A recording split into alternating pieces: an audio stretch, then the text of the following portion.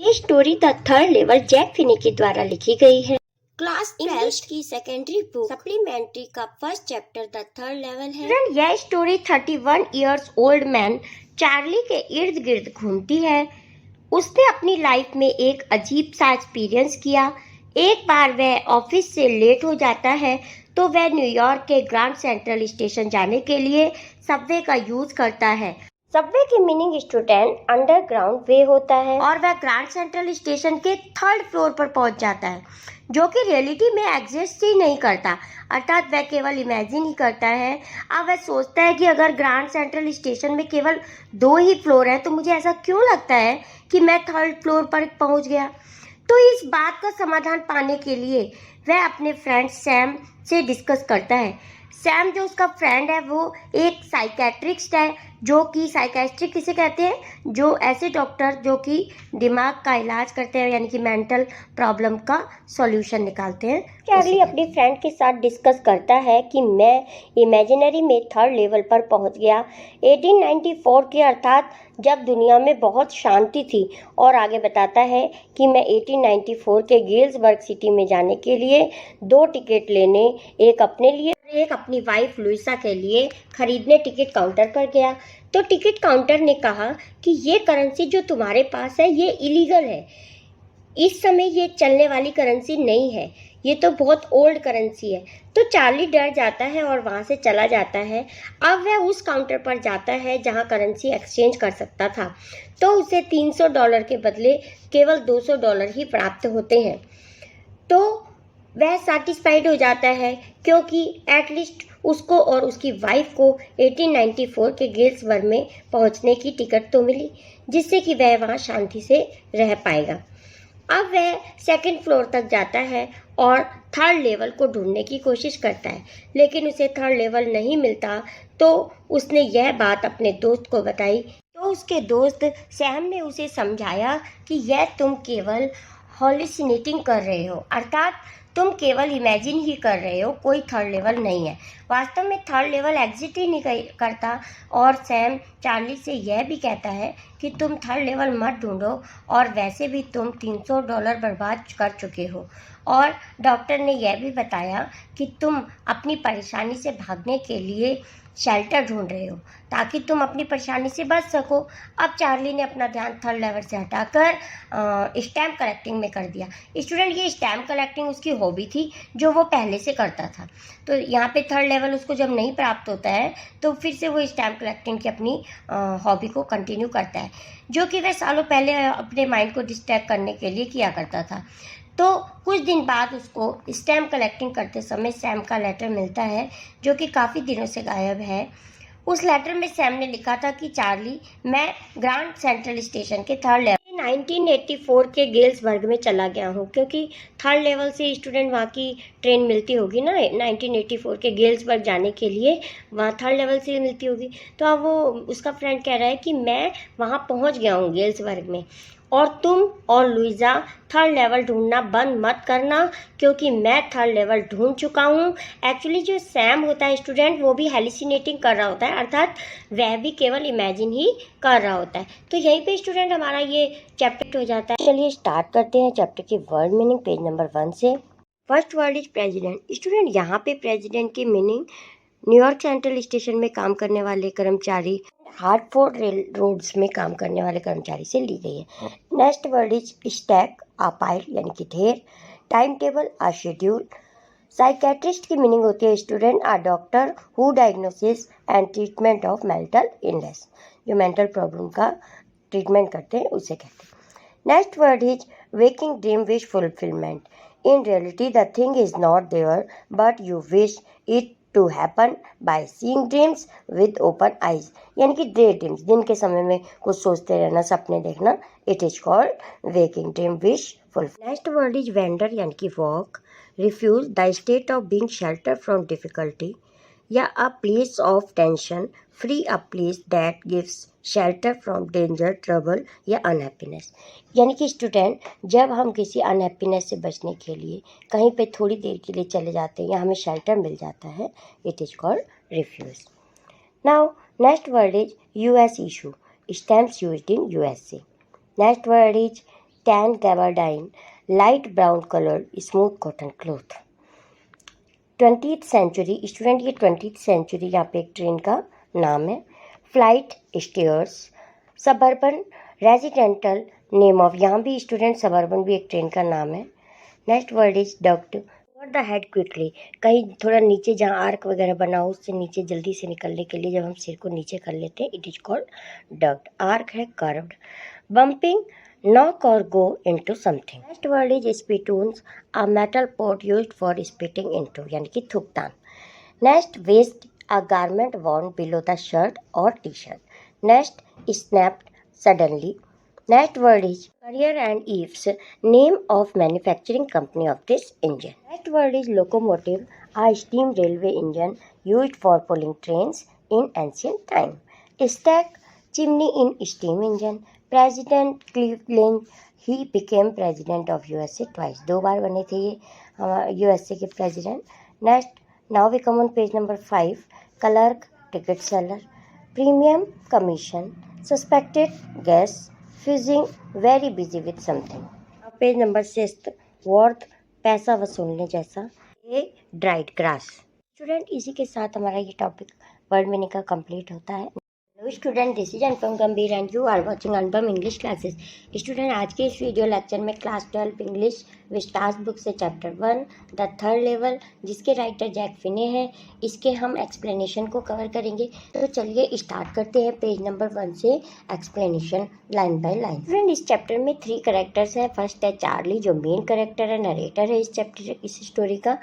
Second उसकी wife है Luisa, और थर्ड उसका फ्रेंड साइकेट्रिस्ट फ्रेंड जो कि एक डॉक्टर है, साइकेट्रिस्ट डॉक्टर, और उनका नेम है सैम. तो चलिए स्टार्ट करते हैं. Have you ever had any queries experience which other find hard to believe, क्या आपने कोई ऐसा कभी एक्सपीरियंस किया है जो कि दूसरों को विश्वास करना मुश्किल हो. The presidents of New York Central and the New York, New Haven and Hartford railroads will swear on a stack of timetables that there are only 2.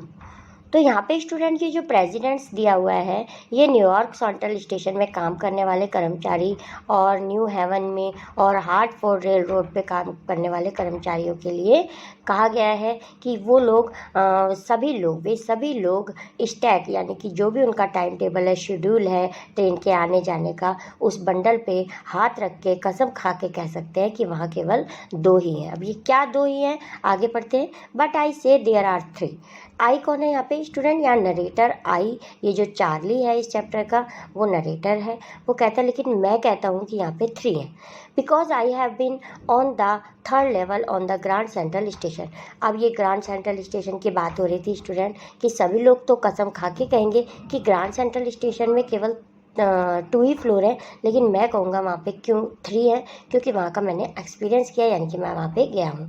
Yes, I have taken the obvious step. आगे फिर Charlie कहते हैं कि हाँ, मैंने इसको करने के लिए एक अजीब सा स्टेप भी लिया है. I talk to a psychiatric friend to mine among others. तो क्योंकि मैंने इस मामले में बात करने के लिए अपने एक साइकेट्रिक फ्रेंड जो कि मेंटल प्रॉब्लम्स का इलाज करते हैं, उनका फ्रेंड है चार्ली का, कह रहे कि मैंने उससे बात भी की है. I told him about the third level at Grand Central Station. Grand Central station के थर्ड लेवल के बारे में भी मैंने उसे बताया है. And he said it was waking dream which fulfilled. और उनने मुझे कहा है कि ये एक ऐसा ड्रीम है, ऐसा सपना है जो दिन के समय तुम देख रहे हो, अर्थात ये तो कभी फुलफिलमेंट ही नहीं हो सकता, क्योंकि वहाँ पे तो केवल 2 ही फ्लोर हैं. He said I was unhappy. उनने कहा कि ये सब तुम्हारे ना खुश रहने की वजह से है. That made my wife kind of mad, but he explained that he meant the modern world is full of insecurity, fear, war, worry and all the rest of it. तो इन सब बातों से जो उनकी पत्नी है, वाइफ है लुइसा, वो परेशान हो जाती है. फिर वे जो डॉक्टर उनके फ्रेंड सैम है उनको समझाते हैं कि ये सब इनसिक्योरिटी, फियर, वॉर, वरी जो लाइफ में होते रहते हैं, इन सभी से डिस्ट्रैक्ट होने के लिए तुमने इन सब से बचने के लिए रास्ता निकाला है कि तुम एक थर्ड लेवल पे गए हो. Well, who does not, everybody I know wants to accept. कि हर कोई अपनी प्रभु कहते हैं कि मैं जानता हूँ कि मैं प्रॉब्लम से बच निकलने के लिए कि मैंने ये स्टेप उठाया है, लेकिन ये प्रॉब्लम तो सबके साथ होती हैं, but they do not wonder down into there any third level at Grand Central Station. तो केवल प्रॉब्लम सबके साथ होती है, क्या सारे लोग तो ग्रैंड सेंट्रल स्टेशन के थर्ड लेवल पर नहीं चले गए ना, कि जैसे मैं चला गया, बट दैट्स द रीज़न। लेकिन ये कारण है, ही सेड, ही यानी कि जो उनके फ्रेंड के लिए आया, सैम के लिए, and my friend all agreed, सभी लोग एग्री हो जाते हैं कि हाँ मेरे को जीवन में समस्याएं हैं, मुझे काफ़ी समस्याओं का सामना करना पड़ रहा है, इसीलिए इन सब से बचने के लिए मैंने थर्ड लेवल का एक्सपीरियंस किया। Everything points to it, they claimed my stamp collecting for example are temporary refuge from reality. Student, अब यहाँ पे इनकी हॉबी के बारे में बताया गया है। जो चार्ली थे वो खाली समय में क्या करते थे, स्टैम्प कलेक्टिंग करते थे। तो कहा गया है कि जैसे तुम स्टैम्प कलेक्टिंग करते हो रिफ्यूज़ पाने के लिए, रिफ्यूज़ मतलब थोड़ी देर के लिए किसी चीज़ की शरण ले लेना, कहीं मन बहला लेना के लिए कहा गया है कि टेम्परेरी रिफ्यूज़ पाने के लिए जैसे तुम समय में अपनी हॉबीज़ को कंटिन्यू करते थे, स्टैम्प कलेक्टिंग करते थे, तो कहा गया है कि जिस प्रकार तुम किसी चीज़ से बचने के लिए स्टैम्प कलेक्टिंग करते थे, उसी प्रकार ही तुमने ये थर्ड लेवल का एक्सपीरियंस किया। Well may be but my grandfather did not need any refuse from reality. हाँ सही है, लेकिन मेरे दादाजी भी तो किसी रियलिटी से, वास्तविकता से दूर नहीं भागना चाहते थे। Things were pretty nice and peaceful वो थे, लेकिन मेरे दादाजी तो, वो चार्ली कह रहे हैं कि मेरे दादाजी तो बहुत शांतिपूर्ण जीवन बिताते थे, वो भी स्टैम्प कलेक्टिंग करते थे, तो वो तो अपनी लाइफ से दूर नहीं भागना चाहते थे ना। From all I hear and he started my collection, और उन्हीं की वजह से ही मैंने अपना ये स्टैम्प कलेक्शन भी स्टार्ट किया था। It's a nice collection two blocks of 4 of practically every US issue, first day covers and so on. कह रहे हैं कि ये बहुत ही अच्छा कलेक्शन है। इसमें वो भी हैं जो यूएस इश्यूज़ करी हैं, जिन्होंने यूएस ने जो भी इशू स्टैम्प्स किए हैं, स्टैम्प के इशू किए हैं, वो भी हैं इसमें, इस कलेक्शन में। और फर्स्ट डे कवर भी हैं। फर्स्ट डे कवर स्टूडेंट वो होता है जिस दिन स्टैम्प इशू किया जाता है ना पोस्ट ऑफिस से, तो उसके बाद ये जो स्टैम्प कलेक्टर होते हैं ये अपने एक एनवलप में वही स्टैम्प लेके, और खाली एनवलप में उसमें कुछ नहीं लिखते और अपने एड्रेस पे ही पोस्ट कर देते हैं, जिसकी वजह से इनके पास फर्स्ट डे कवर आ जाता है। तो कह रहे हैं ऐसे बहुत से मेरे पास फर्स्ट डे कवर भी हैं, और जो यूएस ने इशू किए हैं वो भी मेरे पास स्टैम्प कलेक्शन है। President Roosevelt collected stamp too, ये जो प्रेसिडेंट हैं रूजवेल्ट, जो वहाँ के रह चुके हैं प्रेसिडेंट, वो भी स्टैम्प कलेक्शन करते थे। Any away hairs what happen of grant central, लेकिन किसी ने भी ऐसा एक्सपीरियंस नहीं किया कि ग्रांट सेंट्रल स्टेशन का थर्ड लेवल है। वन नाइट लास्ट समर, अब वो आगे बता रहे हैं कि एक दिन गर्मियों की रात को, I work late at the office, बहुत देर तक मैंने ऑफिस में काम किया। I was in hurry to get up down my apartment, तो मैं बहुत जल्दी में था और अपने अपार्टमेंट पहुंचना चाहता था। So I decided to take the subway from Grand Central because it's faster than the bus, इसीलिए उन्होंने सबवे का यूज़ किया। सबवे क्या होता है, अंडरग्राउंड रेलवे, जैसे तो दिल्ली में भी है और बड़ी सिटीज़ में भी है। तो कह रहे हैं इसलिए मैं बस की अपेक्षा मैंने सबवे का यूज किया, जिससे कि मैं जल्दी से अपने घर पहुंच पाऊँ। Now I don't know why this should have happen to me, लेकिन मैं नहीं जानता था कि ऐसा मेरे साथ क्यों हुआ। I am just an ordinary guy named Charlie, लेकिन मैं ही एक चार्ली नाम का, मैं ही ऐसा पर्सन हूँ 31 ईयर्स ओल्ड, जो कि 31 ईयर्स का हूँ। And I was wearing a tan gabardine suit and a straw hat with a fancy band. अपना इंट्रोडक्शन देते हुए चार्ली कहते हैं कि मैंने उस दिन क्या पहना हुआ था, टैन गवर्डियन सूट पहना, यानी कि simple cotton light brown colour का मैंने सूट पहना हुआ था, और एक हैट पहनी हुई थी जो स्ट्रॉ की बनी हुई थी, और उस पर एक फैंसी बैंड भी लगा हुआ था। I pass a dozen man who looked just like me, और मेरे आसपास बहुत से डजन मैन घूम रहे थे जो कि मेरी तरह दिख रहे थे। And I was not trying to escape from anything, मैं किसी चीज़ से बचने की कोशिश नहीं कर रहा था। I just wanted to get home to Louisa my wife, मैं तो केवल सिर्फ घर जल्दी पहुंचना चाहता था क्योंकि मैं अपनी वाइफ लुइजा से मिलना चाहता था। I turn in to Grand Central from Vanderbilt Avenue. Vanderbilt Avenue student ये गेट का नाम है, गेट 1 2 3 होते हैं ना स्टेशन से निकलने के लिए। तो कह रहे हैं कि मैं ग्रांड सेंट्रल के वेडर बिल्ट एवेन्यू से निकला and went down the steps to the first level, थोड़ी सी सीढ़ियाँ उतर के फर्स्ट लेवल पर आ गया। स्टूडेंट, ये अंडरग्राउंड रेलवे की बात हो रही है, इसीलिए सबसे पहले वो क्या करता था, ग्राउंड लेवल पे था। अब वो बता रहा है कि मैं थोड़ी सी सीढ़ियाँ उतर के फर्स्ट लेवल पे आ गया। Where you take trains like the 20th century, ये 20th सेंचुरी ट्रेन का नाम है स्टूडेंट। वो कह रहे हैं कि यहाँ से 20th सेंचुरी ट्रेन जहाँ से मिलती थी वहाँ मैं आ गया फर्स्ट लेवल पर। Then I walk down another flight to the second level, और फिर मैं कुछ थोड़ी सी सीढ़ियाँ उतरा और सेकेंड लेवल पे आ गया। Where the suburban train leave from, जहाँ से सबर्बन ट्रेन, ये भी ट्रेन का नाम है, सबर्बन ट्रेन निकलती थी। Ducked into an arched doorway heading for the subway. अब स्टूडेंट वो बता रहा है कि वहाँ पे एक आर्क था, यानी कि गोल सा बना हुआ दरवाज़ा था, और डग्ड मतलब जल्दी से तेज़ी से मैंने अपना सिर नीचे किया और वहाँ के उसके नीचे से मैं निकल गया। एंड गॉट लॉस्ट, और आगे जाके मैं खो गया। अब फिर वो कह रहा है कि मैं जल्दी से वहाँ से, एक गेट था, आर्क था, वहाँ से निकला और आगे जाके मैं खो गया। That's easy to do. फिर चार्ली कह रहा है कि दैट्स ईजी टू डू, यानी कि ये करना बहुत ही आसान था। I have been in and out of Grand Central hundreds of time, मैं hundreds of time Grand Central में गया हूँ। I am always bumping into new doorways and stairs and corridors, कह रहे हैं, और वहाँ जब भी मैं गया हूँ तो वहाँ पे मैंने नए डोरवेज देखे हैं, मतलब बहुत ज़्यादा दरवाजे देखे हैं, सीढ़ियाँ देखी हैं। कॉरिडोर किसे कहते हैं, एक लंबा रास्ता जो दोनों तरफ से बंद होता है, ऊपर छत होती है, बरामदा जैसा होता है। तो कह रहे हैं ऐसे मैंने बहुत से कॉरिडोर्स भी देखे हैं। Once I got into a tunnel about a mile long and came out in the lobby of Roosevelt Hotel. अब वो कह रहे हैं कि फिर एक टनल से मैं निकला और आगे जाके मैं रूजवेल्ट होटल के एक लॉबी में पहुंच गया। तो ये सब स्टूडेंट ये एक्सपीरियंस कर रहा है, केवल इमेजिन कर रहा है, डे ड्रीम देख रहा है, क्योंकि ऐसा तो नहीं होता ना कि स्टेशन से निकल के वो किसी होटल में पहुंच जाए। Another time I came up in an office building on 46th street there blocks away, और उसके बाद कह रहा है कि मैं एक ऑफिस की बिल्डिंग में पहुंचा जहाँ पे 46th स्ट्रीट थी और 3 ब्लॉक्स दूर था मैं उससे। तो स्टूडेंट ये सब केवल वो इमेजिन ही कर रहा है। Sometimes I think grand central is growing like a tree. अब वो इमेजिन कर रहा है, सोचता है कि कभी कभी मुझे ऐसा लगता है कि जो ग्रैंड सेंट्रल स्टेशन है वो एक पेड़ की तरह है।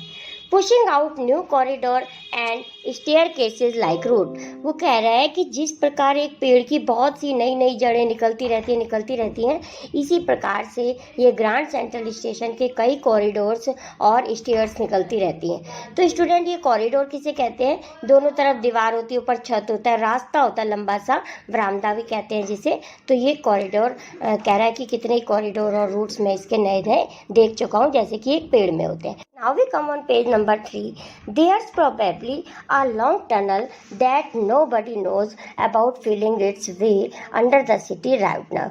अब चार्ली कह रहा है कि मैंने एक ऐसी टनल को फॉलो किया जिसको शायद सिटी का कोई भी पर्सन नहीं जानता। On its way to Times Square and may be another to Central Park, और यहीं से टाइम स्क्वायर के लिए भी रास्ता निकलता है और सेंट्रल पार्क के लिए भी।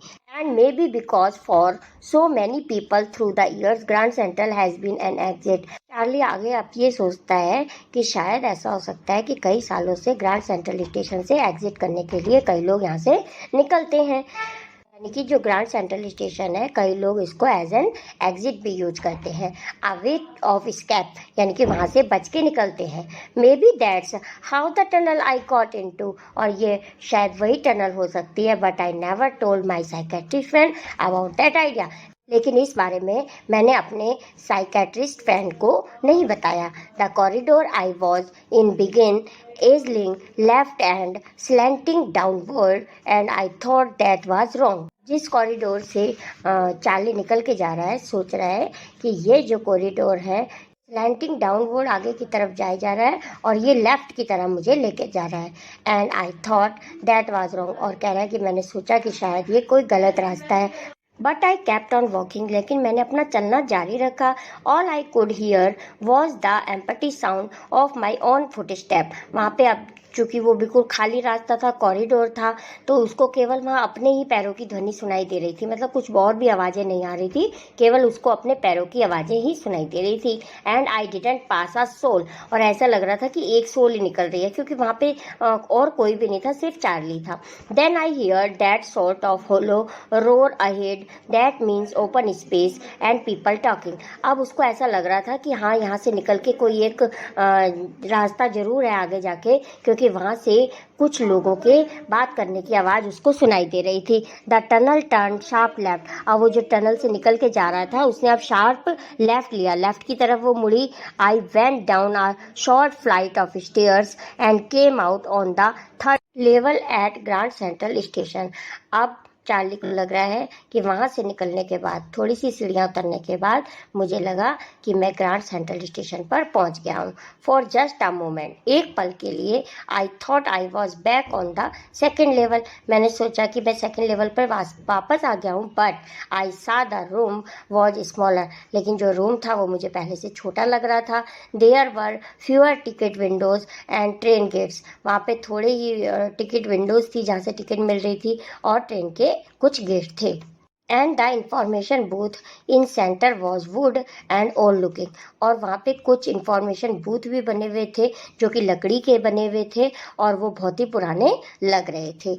And the man in the booth wore a green eye shade and a long black sleeve protectors. अब वो जब मैन बूथ में बैठा हुआ था इंफॉर्मेशन देने के लिए, चार्ली कह रहा है कि उसने ग्रीन कलर के आई शेड यानी कि ग्रीन कलर के गॉगल्स पहने हुए थे और उसके जो स्लीव्स के प्रोटेक्टर थे वो ब्लैक कलर के थे। यानी कि जो स्लीव के आगे कफ बने हुए थे ना शर्ट के, तो वो कह रहा है वो जो प्रोटेक्टर थे वो ब्लैक कलर के थे। The lights were dim and sort of flickering. वो डिम लाइट बहुत ही वहाँ डिम थी और फ्लिकरिंग कर रही थी, मतलब जलबुझ हो रही थी। देन आई सा why they were open flame gas light. तब मैं समझा कि उन्होंने ये ओपन फ्लेम गैस लाइट यानी कि जो गैस से चलने वाली चिमनी क्यों जला रखी है। There were brass spittoons on the floor. Floor पे यानी कि फर्श पे कुछ पीतल के स्पिटून्स पड़े हुए थे। स्टूडेंट स्पिटून वो होते हैं जो थूकदान कहते सकते हैं जिसे। And across the station a glint of light caught my eye. और वहाँ पे स्टेशन के पार से ही मेरे आंखों में क्या पड़ी, एक लाइट की चमक पड़ी। A man was pulling a gold watch from his vest pocket. एक मैन ने अपने वेस्ट पॉकेट यानी कि जो अंडर गारमेंट्स होते हैं बनियान की पॉकेट में से एक घड़ी निकाली गोल्ड की। ही स्नैप्ड ओपन द कवर। उसने उस घड़ी का कवर खोला। पुराने ज़माने में ऐसे डिब्बे बंद जैसी घड़ियाँ चलती थी। आजकल तो रिस्ट पे वॉच पहनते हैं लोग, लेकिन पहले ऐसी चलती थी, बॉक्स जैसा होता था, वो बंद करके उसको अपने पॉकेट में रख लेते थे। तो अब वो कह रहा है कि मैंने एक मैन को देखा जिसने गोल्ड की वॉच निकाली अपनी वेस्ट पॉकेट में से और उसके ढक्कन को खोला, glanced at his watch and frown. और उसमें से अपना टाइम देखा उसने और फ्रॉन मतलब अपना फेस जो है आईब्रोज ऊपर को चढ़ा ली, ऐसा फेस बनाया, फ्रॉन फेस बनाया। He wore a derby hat. उसने डरबी हैट पहनी हुई थी। A black 4 button suit with tiny lapels. Lapels किसे कहते हैं स्टूडेंट, जो कोट के आगे कॉलर बने होते हैं ना, कह रहे हैं। तो उसने छोटे छोटे कॉलर, आजकल तो लंबे लंबे वाले कॉलर चलते हैं ना, जैपल चलते हैं, लेकिन पहले जो कोट के कॉलर होते थे वो चलते थे ओल्ड फैशन में। तो उसको वैसा ही इमेजिन हो रहा है कि उसने छोटे छोटे जैपल्स वाले कोट पहना हुआ था। And he had a big black handlebar moustache. और उसकी जो मुस्टाच मूछ थी वो हैंडल बार की तरह थी। Then I looked around and saw that everyone in the station was dressed like 1890 something. अब कह रहा है कि मैंने स्टेशन के चारों तरफ से देखा और ऐसा लग रहा था कि जितने भी लोग हैं वहाँ पर उन्होंने 1890 के समथिंग की जो ड्रेस है, वो कपड़े हैं, वो पहने हुए हैं। I never so many beards sideburns and fancy moustache in my life. आगे चार्ली कह रहा है कि मैंने ऐसी लंबी लंबी दाढ़ी वाले लोग, और साइड बंस किसे कहते हैं, ये कान के पास से जो थोड़ी सी कलमें निकली होती है ना बालों की, तो कह रहे हैं कि ऐसी साइड बंस वाले लोग और फैंसी मुस्टाच वाले लोग मैंने अपनी लाइफ में पहले नहीं देखे। A woman walked in through the train gate. अब एक ट्रेन गेट से निकल कर एक वुमेन बाहर आती है। शी वोर a dress with leg of mutton sleeve. और उसने कौन सी ड्रेस पहनी हुई है, जो ड्रेस उसने पहनी हुई है उसकी जो स्लीव्स हैं वो मटन स्लीव्स की तरह है। अर्थात स्टूडेंट जो मटन यानी कि गोट जो होती है उसकी जो लेग होती है वो ऊपर से बहुत चौड़ी और नीचे से थोड़ी पतली होती है ना। तो कह रहे हैं इस टाइप की उस वुमेन ने जो ड्रेस पहनी हुई थी उसकी स्लीव ऐसी थी, मटन लेग स्लीव थी। And skirts to the top of her high button shoes, और जो उसने स्कर्ट पहनी हुई थी और उसके नीचे जो शूज डाले हुए थे उस पे बटन लगे हुए थे। वो शूज लंबे लंबे हाइट के ऊंचे ऊंचे थे, शूज थे बहुत बूट की तरह थे और उस पे बटन भी लगे हुए थे। Back of her out on the track I caught a glimpse of a locomotive, a very small Currier and Ives locomotive with a funnel shaped stack, and then I knew। ये कहते हैं कि उस women के पीछे जिसने mutton leg sleeve पहनी हुई थी उसके पीछे मैंने एक लोकोमोटिव यानी कि एक ट्रेन देखी, जिस वो उसके जो इंजन था वो करियर और ईव्स कंपनी का लोकोमोटिव था और उस पर फनल शेप स्टैक यानी कि जो उसकी चिमली थी वो फनल के शेप की थी।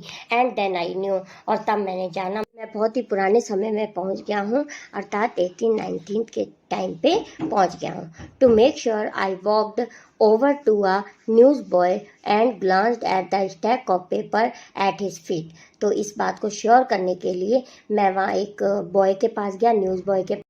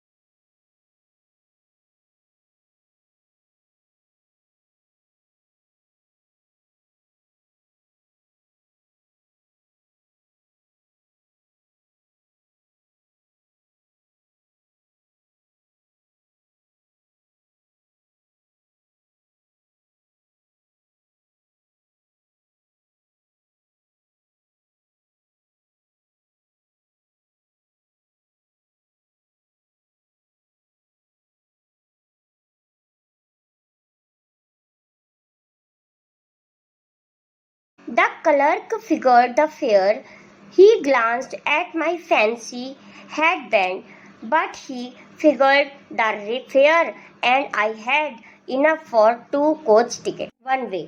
तो जो क्लर्क यानी कि जो टिकट सेलर होता है वो वहाँ का फेयर किराया बताता है, और उसके जो उसने हैट पहनी हुई है, किसने, चार्ली ने, उसके जो फैंसी बैंड लगा हुआ है हैट के चारों तरफ, जो बैंड बंधा हुआ है, उसको क्लर्क देख रहा है और वो किराया बताता है। और चार्ली सोचता है कि ये 2 टिकट के लिए मेरे पास इनफ मनी है, एक रास्ते यानी कि एक तरफ के लिए, वन वे, एक साइड के लिए मेरे पास इनफ मनी है। But when I counted out the money and looked up, the clerk was staring at me. और जैसे ही वो पैसे गिन रहा था चार्ली, तो वो जो टिकट सेलर होता है, क्लर्क टिकट सेलर होता है, वो बहुत ही घूर घूर कर देख रहा होता है उसकी मनी की तरफ। ही नॉडेड एट द बिल्स। अब वो देख के, मनी को देख के वो मना कर देता है, वो कहता है नहीं ये मनी नहीं चलेगी, मतलब उसका मतलब होता है कि ये मनी नहीं चलेगी। दैट्स एंड मनी मिस्टर, ये मनी यहाँ नहीं चलेगी। He said and he glanced at the cash drawer beside me. अब टिकट सेलर उसको जोर से डांटने लगता है और कहता है कि तुम मुझे स्किन कर रहे हो, यानी कि तुम मुझे धोखा दे रहे हो। अगर तुम ऐसा करोगे तो मैं तुम्हें पुलिस को पकड़वा दूंगा। और वो आसपास के जो ड्रॉअर होते हैं उसको देखने लगता है।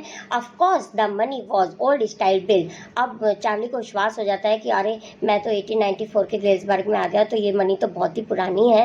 Half again as big as the money we use nowadays. तो अब जो मनी यूज हो रही है वो अलग है एंड डिफरेंट लुकिंग, अलग से दिखती है। I turn away and got out fast. मैं वापस वहाँ से बड़ी तेजी से भागा। There's nothing nice about jail even in 1894। अब चार्ली सोच रहा है कि 1894 की जेल में रहने से तो अच्छा है भागना, तो वह वहाँ से इतना सोचते हुए भाग जाता है। And that was that I left the same way I came, I suppose next day during lunch hour. अब वो वापस आ जाता है और अगले दिन जब लंच ब्रेक होता है, लंच का समय होता है, उस समय I drew $300 out of the bank. उनने बैंक से $300 निकाले। Nearly all we had and bought old style currency that really worried my psychiatric friend. तो उनने जो रुपए एक्सचेंज किससे किए, उनने किसी कॉइन डीलर के पास जाके एक्सचेंज किए, और ये बात उसने फिर अपने साइकेट्रिस्ट फ्रेंड को भी बताई कि मैंने ओल्ड करेंसी ले ली है न्यू, इसे प्रेजेंट की देके। You can by old money at almost any coin dealers. तुम किसी भी कॉइन डीलर के पास जाके अपनी करेंसी को एक्सचेंज कर सकते हो, बट यू हैव टू पे अ प्रीमियम। लेकिन उसके लिए कुछ तुम्हें प्रीमियम यानी कि थोड़ा बहुत चार्जेस या कमीशन उसको देना होगा। My $300 bought less than 200 in old style bill.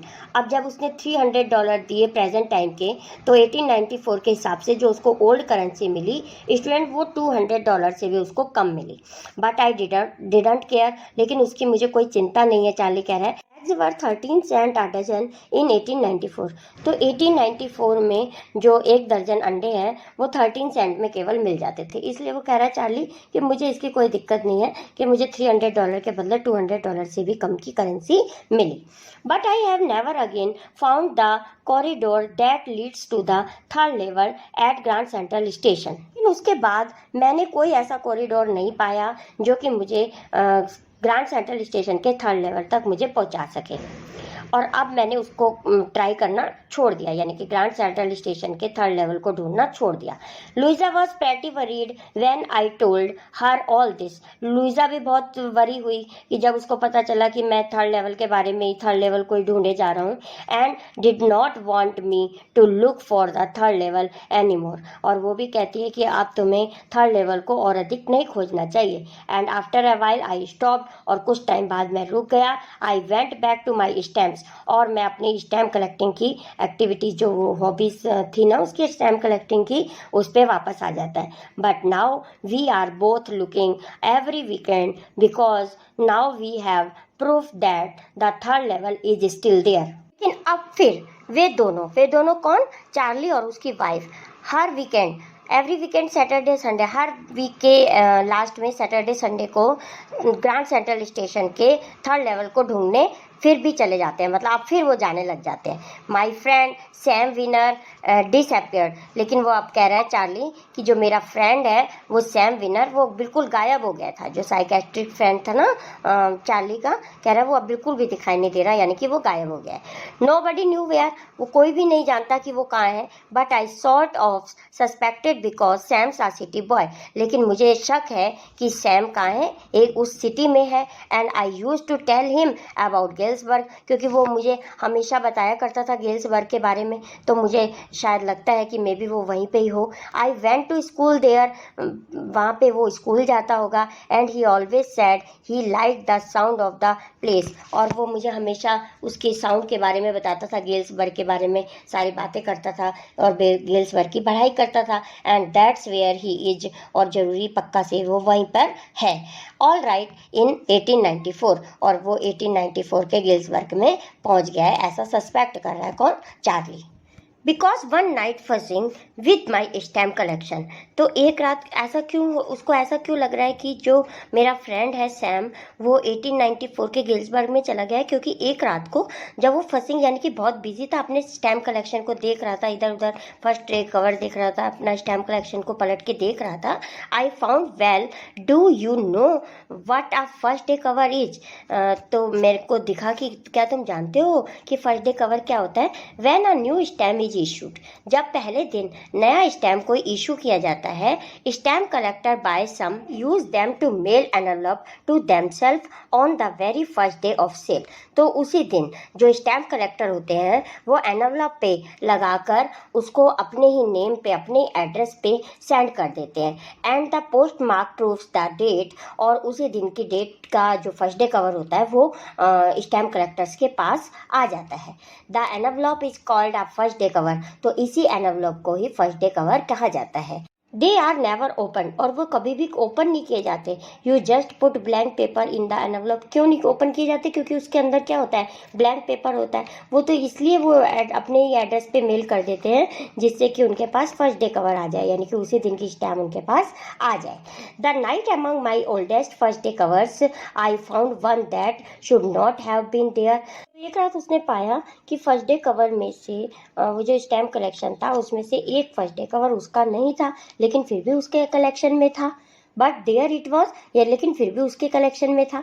It was there because someone had mailed it to my grandfather, वो इसलिए था क्योंकि उसके दादाजी को किसी ने ये मेल किया था। एट हिज होम इन गिल्सबर्ग, जब वो गिल्सबर्ग में रहते थे। That's what the address on the envelope said, जो कि उस पे एड्रेस उसके दादाजी का लिखा हुआ था। And it had been there since July 1894, और वहाँ पे जो डेट लिखी हुई थी उसके ऊपर 18 जुलाई 1894 लिखी हुई थी। The post mark shot that yet I did not remember it at all, लेकिन फिर भी मुझे याद नहीं आ रहा था कि ये मेरे कलेक्शन में क्यों है।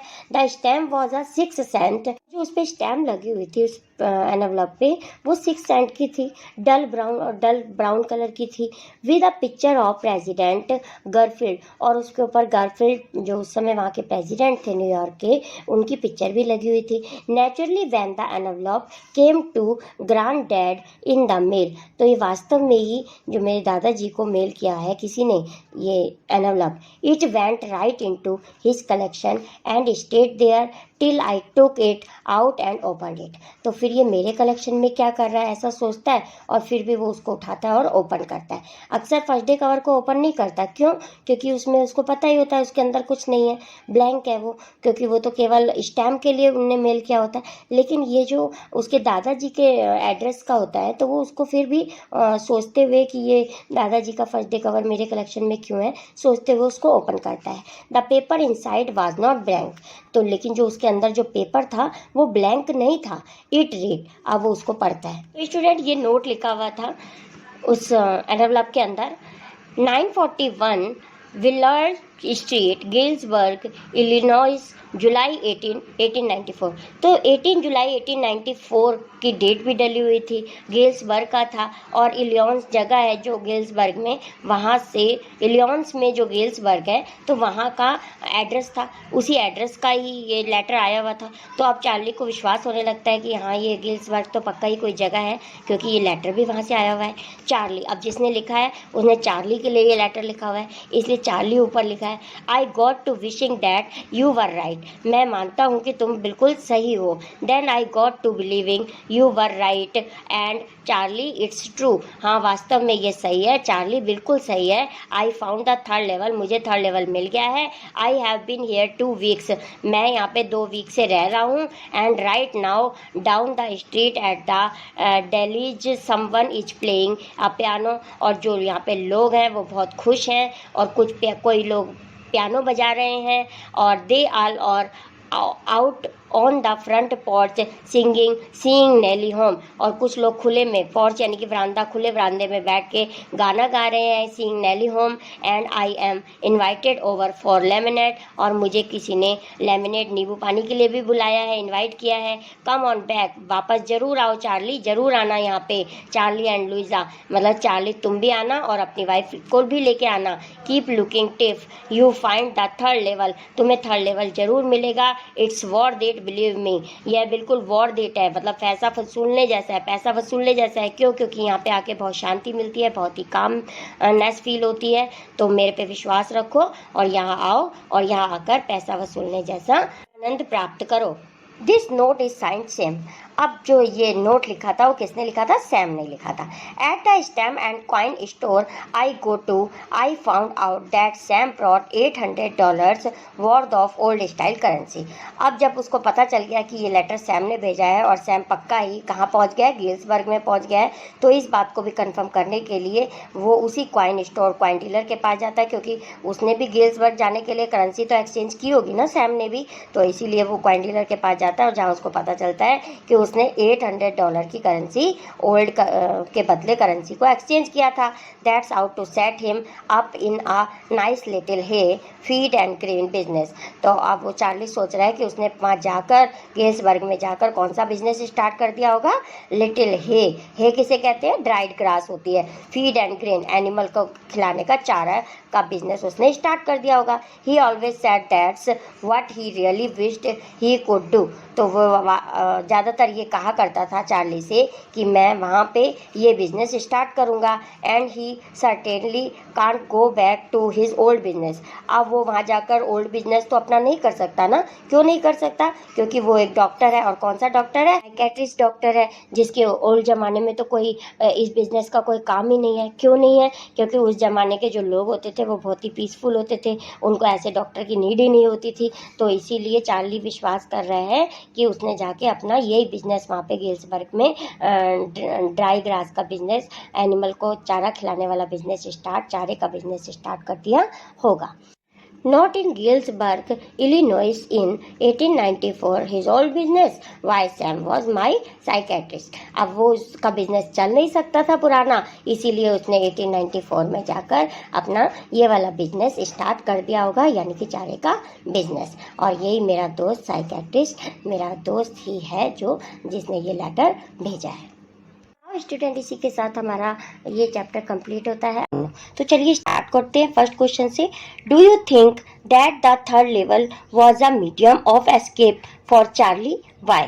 क्या आप सोचते हो कि जो थर्ड लेवल का जाने का एक्सपीरियंस है वो एक बच के निकलने का है चार्ली के लिए, किसी प्रॉब्लम से बच के निकलने का जरिया है, और ऐसा क्यों? Yes, I think the third level was a medium of escape for Charlie. हाँ, ये चार्ली के जो थर्ड लेवल में जाने का एक्सपीरियंस है वो अपने प्रॉब्लम से, स्ट्रेस से भागने के लिए है। He was living in a modern city where life was full of stress, insecurity, fear and worries. जहाँ चार्ली रहता है मॉडर्न सिटी में, उसकी लाइफ फुल ऑफ स्ट्रेस, यानी कि स्ट्रेस से भरी हुई है, डर है उसके अंदर, चिंताएं हैं। Time travel is man's way of escaping from it. और ये जो टाइम ट्रेवल है, यानी कि अपनी प्रॉब्लम से दूर भागना, ये उस समय की प्रॉब्लम से बच पे निकलने का जरिया है। A man seeks escape into the world of fantasy and happier times of the past. तो टाइम ट्रेवल एक ऐसा जरिया है जहाँ पे जो मैन है, जो कोई पर्सन है, वो ऐसे वर्ल्ड में जाना चाहता है पास्ट में, जहाँ पर जाके वो एक खुशी जीवन व्यतीत करना चाहता है आजकल की स्ट्रेस भरी दुनिया से दूर। Now second question, what does the third level refer to? Third level किसके लिए रेफर किया गया है? The third level refers to the subway underground railway station of the Grand Central station that takes the passenger to Galesburg. जो third level है student, वो एक underground railway station है जहाँ से गिल्सबर्ग जाने के लिए ग्रांड सेंट्रल स्टेशन पर ट्रेन मिलती है। तो ये सबवे है जो अंडरग्राउंड रेलवे स्टेशन है। Next question is, would Charley ever go back to the ticket counter on the third level to buy ticket to Galesburg for himself and his wife? तो क्या Charley वापस जाता है ticket counter पे third level जाने के लिए, दो टिकट खरीदना चाहने के लिए, अपने लिए और अपनी वाइफ लुइजा के लिए? No, Charley would never go back to ticket counter on the third level to buy tickets to Galesburg for himself and his wife. वो वहाँ पे नहीं जाता अपनी और वाइफ के लिए, दोबारा वहाँ पर वापस नहीं जाता अपने लिए और अपनी वाइफ की टिकट खरीदने के लिए थर्ड लेवल पर टिकट काउंटर पर दोबारा नहीं जाता, because the third level was his imagination. जो क्योंकि वो जो थर्ड लेवल पे जाना उसकी केवल इमेजिनेशन थी, ड्रे ड्रीम था। Next question is, what do you infer from Sam's letter to Charlie? जो सैम का लेटर होता है चार्ली के लिए, उसका क्या परिणाम निकलता है? In fact there was no letter from Sam. वास्तव में तो सैम का कोई लेटर नहीं आया था चार्ली के पास। Sam was just a very good and close friend to Charlie. Sam केवल जो था उसका फ्रेंड, वो उसका बहुत अच्छा फ्रेंड था और क्या था, उसका बहुत ही क्लोज फ्रेंड भी था। As we know that Charlie was living in a modern city. जैसा कि हम जानते हैं जो चार्ली था वो मॉडर्न सिटी में रहता था। Where life was full of stress, जहाँ पे लाइफ बिल्कुल स्ट्रेस से भरी हुई थी। He use to miss the peaceful place where his grandfather lived. तो वो वैसा प्लेस मिस कर रहा था जहाँ पे उसके दादाजी रहते थे। बहुत शांतिमय जगह थी। कौन सी जगह पे रहते थे? गिल्सबर्ग में। Even this letter was more a part of his imagination, और ये लेटर भी केवल उसकी इमेजिनेशन का एक पार्ट ही था। Next question, the modern world is full of insecurity, fear, war, worry and stress. What are the ways in which attempt to overcome them? Student, important question है ये। जो मॉडर्न लाइफ है Charlie की, वो full of insecurity है, fear है, उसमें war है, वरी है, स्ट्रेस है। तो व्हाट आर द वेज, वो कौन से रास्ते हैं जिससे वो इनसे बच के निकल सकता है? The modern world is full of insecurity, war, fear, worry and stress. The ways in which we attempt to overcome them as follows. तो ये पूरी लाइन स्टूडेंट क्वेश्चन से ही ली गई है। तो कौन कौन से वेज हैं? First is, we try to spend time with our family and loved ones to reduce stress. तो जो हम स्ट्रेस को कम करने के लिए क्या कर सकते हैं? हम अपनी फैमिली के साथ अपना टाइम स्पेंड कर सकते हैं। Some people go for meditation, और कुछ लोग मेडिटेशन कर सकते हैं। Sound sleeps also help in leading stress free life. जो साउंड स्लीप है वो भी स्ट्रेस फ्री लाइफ से बच सकते हैं। साउंड स्लीप से भी हम स्ट्रेसफुल लाइफ से बच सकते हैं। नेक्स्ट है, taking a break from regular life and going on trips. Trip पर भी जाकर हम ये स्ट्रेस भरी जीवन से दूर जा सकते हैं, हम बच सकते हैं। Next question is, do you see an intersection of time and space in story? क्या तुम स्टोरी में टाइम और स्पेस का इंटरसेक्शन देखते हो? Yes, the story clearly shows an intersection of time and space. Firstly, the first two levels of Grand Central Station were located in the present time, while the third level exists in the 1890s. तो हाँ, इसमें हमें दिखाई देता है time और space का intersection. पहला तो वहाँ जब स्टोरी में दिखाया जाता है कि ग्रैंड सेंट्रल स्टेशन का थर्ड लेवल भी है और चार्ली 1890s के थर्ड लेवल में पहुंच जाता है। वहां से थर्ड लेवल में जाकर गिल्सबर्ग जाने के लिए थर्ड लेवल में पहुंच जाता है। और secondly, Charlie and his wife Louisa live in present, yet we find that Charlie rushes to get old currency to buy 2 tickets of Galesburg of 1894। और दूसरा हमें वहाँ देखने को चार्ली और उसकी वाइफ रह तो प्रेजेंट में रहे होते हैं, लेकिन वो कल्पना में कहाँ चला जाता है, 1894 में गेल्सबर्ग जाने के लिए 2 टिकटें खरीदने के लिए टिकट काउंटर पर चला जाता है और करेंसी एक्सचेंज करता है। तो ये दो इंटरसेक्शन देखने को मिलता है, first and second. Now extra question, how does the narrator describe first 2 levels of Grand Centre. Grand Centre के 2 लेवल को कैसे डिस्क्राइब करता है हमारा narrator. The narrator went down the steps of the Grand Centre Vanderbilt Avenue to the first level. कुछ सीढ़ियाँ उतर के जो हमारा नरेटर है फर्स्ट लेवल पे जाता है, वो कहाँ पे होता है, Vanderbilt Avenue. From there one take train like the 20th century, जहाँ से 20th सेंचुरी नाम की एक ट्रेन पकड़ सकते हैं। Then he walk down flight to the second level. अब वो कुछ सीढ़ियाँ फिर उतर के सेकेंड लेवल पर पहुँचता है।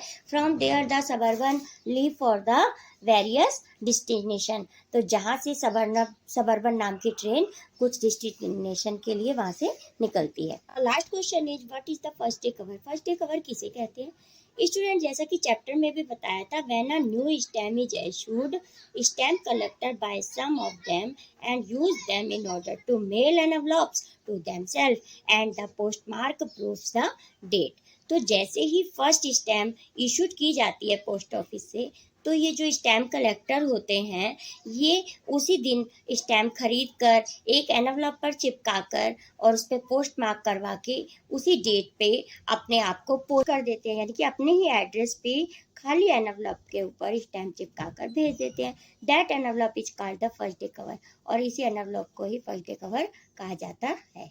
इसी के साथ स्टूडेंट्स अभी क्वेश्चन आंसर कंप्लीट स्टार्ट करते हैं। फर्स्ट क्वेश्चन से, who is the author of the third level, Jack Finney. How does the story begin, in a serious manner. Who was Sam in the third level, a psychiatrist friend of Charlie. Charlie जो narrator है इस chapter का, उसका psychiatrist यानी कि जो mental problem से related doctor इलाज करते हैं वो डॉक्टर थे, उसका friend Sam. Who was Charlie's wife, Charlie की वाइफ का नाम लुइसा था। What is the significance of 1894 in the lesson representing a peaceful living time? Next, what unusual things the narrator sees at Grand Central Station? Grand Central station में क्या अजीब सी चीज़ हमारे narrator Charlie ने देखी थी, थर्ड लेवल, क्योंकि grand Central station में केवल 2 ही लेवल एग्जिट करते हैं, बट उन्होंने कहा था कि वहाँ पे थर्ड लेवल भी है, तो इसलिए वहाँ पे वो ये अनयूजुअल चीज़ देखता है। Next, what does the third level signify? A human tendency to escape from the harsh realities of the present to past happy time। तो ये जो थर्ड लेवल की वो सिग्निफाई क्या करता है चैप्टर में, तो थर्ड लेवल ये सिग्निफाई करता है हमारे नरेटर के लिए कि वो जो अपनी हार्श लाइफ से परेशान होता है प्रेजेंट लाइफ से, तो वो उससे एस्केप करने के लिए थर्ड लेवल में चला जाता है। What is the meaning of waking dream wish fulfilment? Waking dream fish fulfilment की मीनिंग क्या है स्टूडेंट चैप्टर में? And pleasant wish that makes one forget the present. जब कोई प्रेजेंट के समय को भूल के खुशनुमा लाइफ में जाना चाहता है तो it is called waking dream with fulfilment. Next question is, does the third level really exist at grand station? तो no, there was only 2 levels at the station. 2 ही लेवल थे, लेकिन ये हमारा ऑथर डे ड्रीम्स देखता है और वो इमेजिन करता है कि वहाँ पे थर्ड लेवल भी है। Next, why was the narrator seeing this third level? As the result of stress and anxiety in his mind. अपने माइंड में स्ट्रेस और एनएक्साइटी से बचने के लिए वो फील करता है, इमेजिन करता है कि वहाँ थर्ड लेवल भी एग्जिस्ट है। What is the theme of the lesson? Human tendency of escaping because of the harsh realities of the present. Question number 12 is, what is Sam's latter testimony to in the lesson proving? Testimony की meaning होती है student proof, तो उसका क्या proof था? Charlie's tendency of escaping from the realities, की वो reality से दूर भागना चाहता है। What is Sam's letter to Charlie represent? Sam के लेटर में क्या रिप्रेजेंट किया होता है जो चार्ली के लिए उसने लिखा होता है सैम ने? A blend of reality with fantasy. Why was Louisa Charlie's wife worried? Luisa जो चार्ली की वाइफ होती है वो दुखी क्यों होती है? Knowing the incident of third level. What specific difference did Charlie notice at the third level of Central Station? Everything was old style. वहाँ पे वो देखता है कि सारी चीज़ें जो है बहुत ही ओल्ड फैशन की हैं थर्ड लेवल में जब वो इमेजिन करके पहुँचता है। Who is central character of story? Story का सेंट्रल कैरेक्टर कौन है? Charlie. What did Charlie see at the third level? Third level में चार्ली ने क्या देखा? मैथ स्पिटून्स देखे, यानी कि पीतल के थूकदान, flickering gas light and people with fancy मिस्टाच।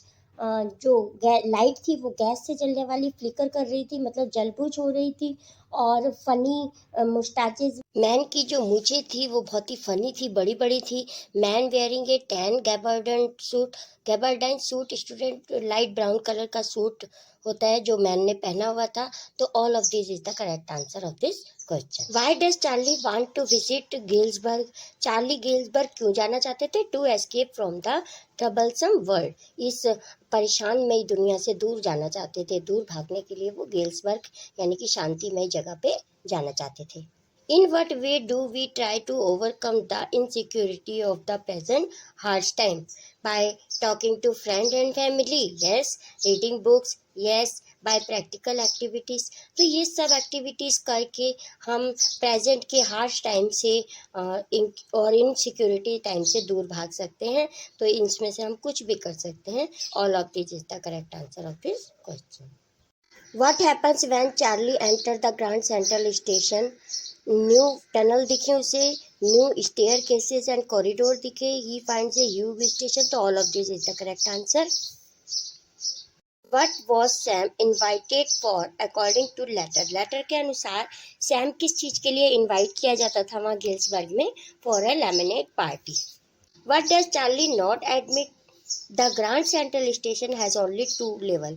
Charlie को ये बिल्कुल भी नहीं बच रहा था, मतलब वो विश्वास नहीं कर पा रहा था कि केवल ग्रांड सेंट्रल स्टेशन में 2 ही लेवल है। वो तो मान रहा था कि वहाँ पे 3 है और मैं वहाँ जाके भी आया हूँ।